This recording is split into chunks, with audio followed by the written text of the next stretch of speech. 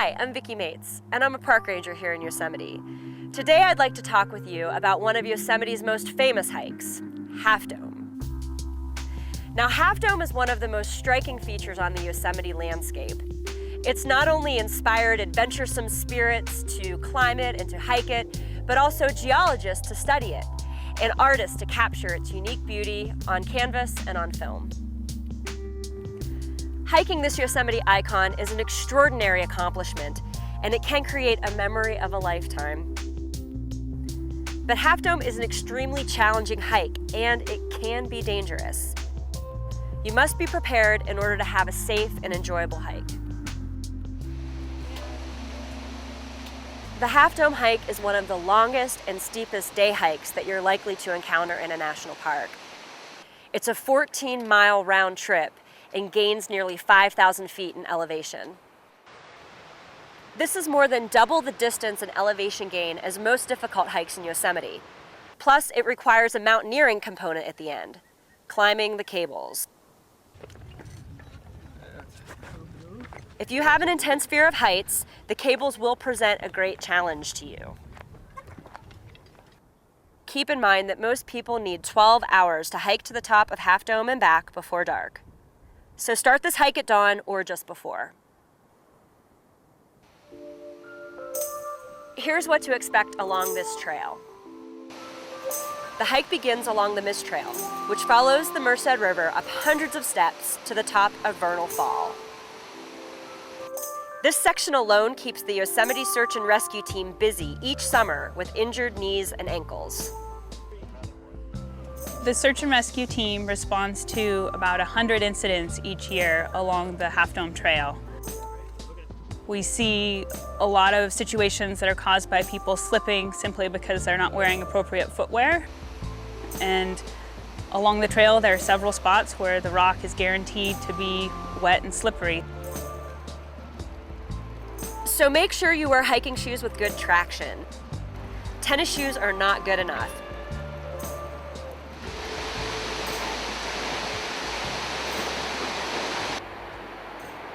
After you reach the top of Vernal Fall, the trail continues up another steep section of stairs to the top of Nevada Fall.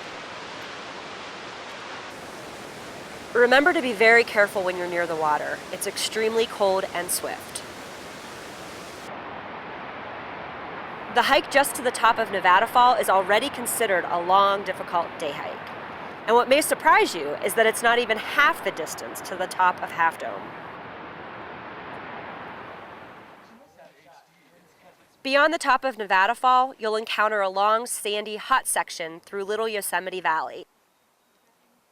Each year, hikers call for ranger assistance on this part of the trail because they're dehydrated. The average person needs to drink at least a gallon of water during this hike. That equals about 4 1-liter bottles. A sun hat and sunscreen will also keep you more comfortable during this section of the hike.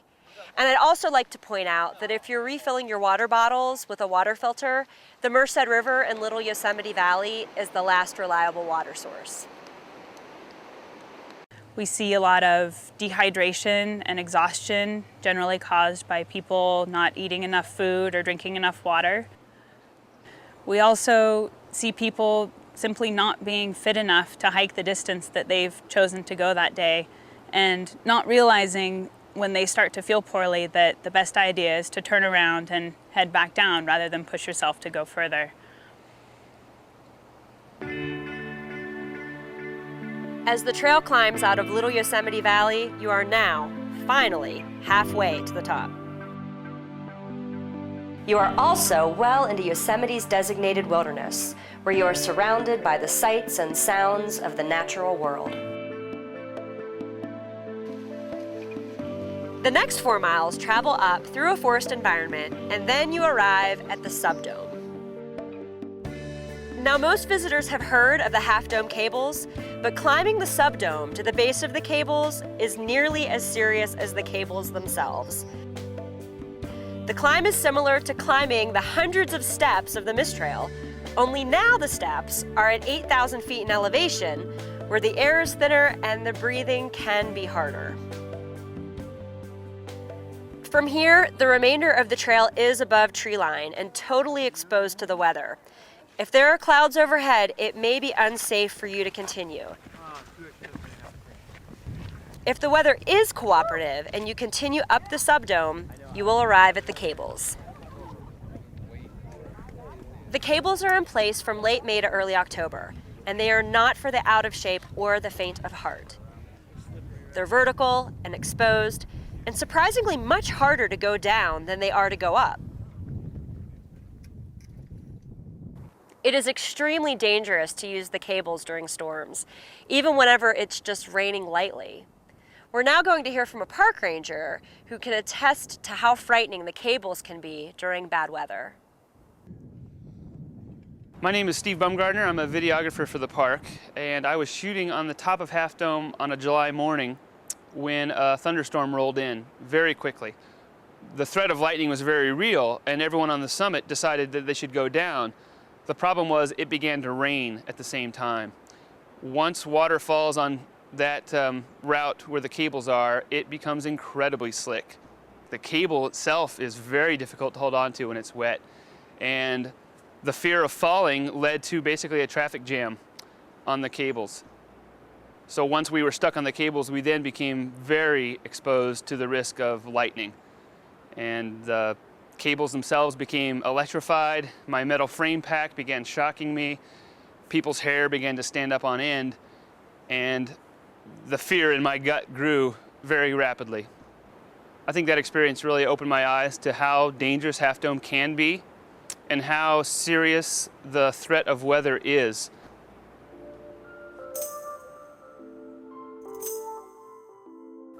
Most deaths and injuries on Half Dome have happened when the rock is wet. So check the weather before you hike. In the summer, mornings can be deceptively clear and warm, but in the afternoon, cold rain and lightning can quickly move in.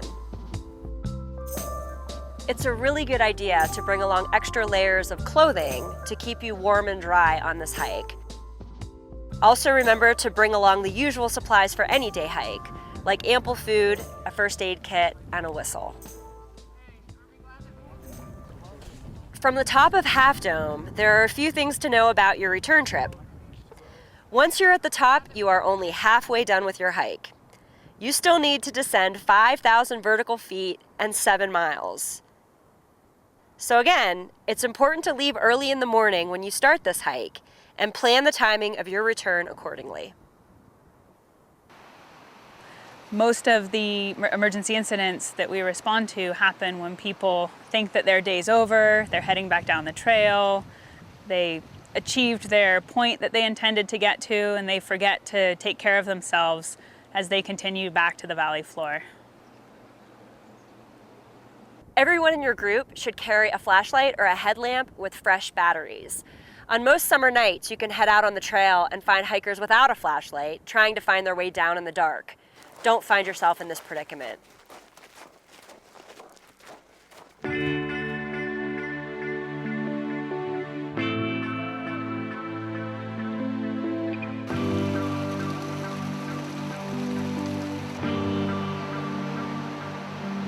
To sum up, Half Dome is a spectacular hike, full of waterfalls, quiet forests, and breathtaking views.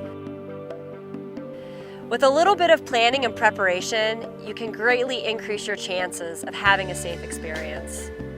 I hope you have a great Yosemite visit and a wonderful Half Dome hike. We'll see you on the trail.